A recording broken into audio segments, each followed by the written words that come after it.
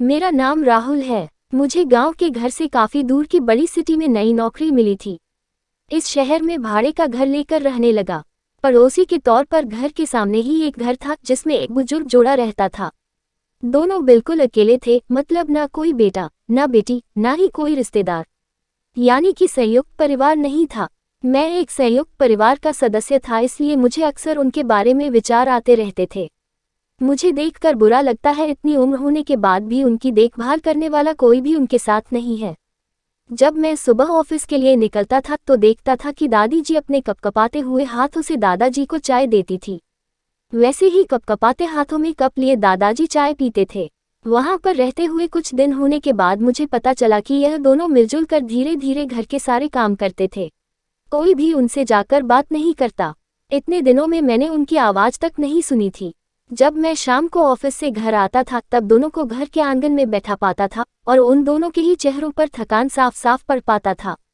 मेरा मन कई बार करता कि उनसे जाकर बात करूं, लेकिन फिर किसी वजह से मेरे पाँव वहीं पर थम जाते। मैं जब जब उन्हें देखता था मुझे मेरे दादा दादी की बहुत याद आती और मैं घर पर फोन लगाकर उनसे बात कर लिया करता। एक संडे जब मुझे ऑफिस में छुट्टी थी तो मैंने देखा दादी जी काम कर रही थी, लेकिन उन्हें रोज की अपेक्षा आज काम करने में कुछ ज्यादा ही तकलीफ हो रही थी। मैंने उनके पास जाकर पूछा कि दादी जी, आपकी तबीयत तो ठीक है ना? क्या मैं आपकी कोई मदद कर सकता हूँ? उन्होंने प्रतिक्रिया नहीं दी। मैंने दोबारा उनसे पूछा, बताइए दादी जी, मैं क्या करूँ आपके लिए? उन्होंने फिर भी कोई उत्तर नहीं दिया। मुझे काफी आश्चर्य हुआ। कुछ मिनटों बाद दादाजी वहां आए और वह भी कुछ नहीं बोले। मैंने ही बात को आगे बढ़ाते हुए कहा, मुझे लगता है कि दादी जी की तबीयत खराब है, इसलिए मैं यहाँ आया हूँ। मैं आपकी मदद करना चाहता हूँ, बताएं मैं कैसे आपकी मदद कर सकता हूँ?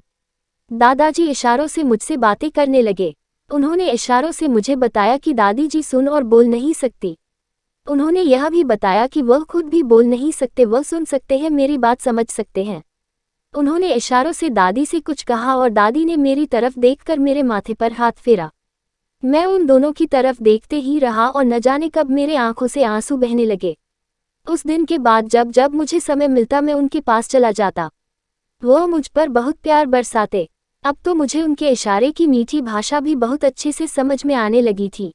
एक दिन मैंने दादाजी से पूछा कि वह अकेले क्यों रहते हैं, क्या उन्हें कोई औलाद नहीं है? दादाजी ने दादी को इशारे से समझाया कि मैंने उनसे क्या पूछा। फिर दोनों मेरा हाथ पकड़कर मुझे आंगन में ले आए और अपने आंखों के आंसू पोंछे और उंगली का इशारा करते हुए एक साइकिल मुझे दिखाई। साइकिल को देखकर मैं समझ गया कि उनके परिवार वाले उन्हें छोड़कर कहीं जा चुके हैं और अब उनके हिस्से में केवल यादें ही बची है।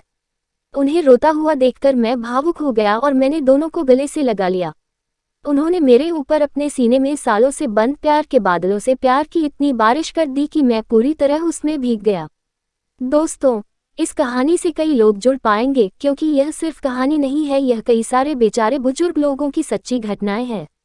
ऐसी ही और वीडियो के लिए चैनल को सब्सक्राइब करें और वीडियो को लाइक करें। धन्यवाद।